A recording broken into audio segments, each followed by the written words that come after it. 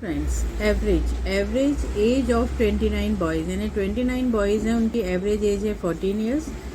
When teachers age included the average, इसी average में अगर हम टीचर की एज इंक्लूड कर देते हैं तो एवरेज एज हो जाती है 15 ईयर्स।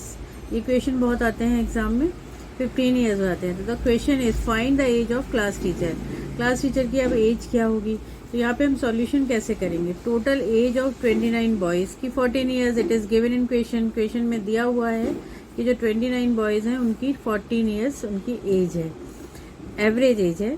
तो 14 ईयर्स है, तो हमने 29 इंटू 14 किया तो आंसर आया 406।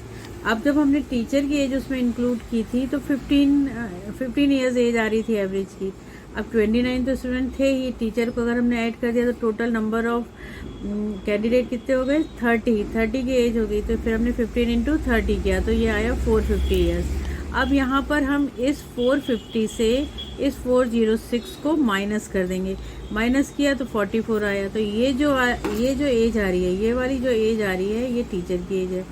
सो it is very easy to understand average age को निकालना, बहुत ही सरल तरीका है ये एवरेज एज को निकालने का।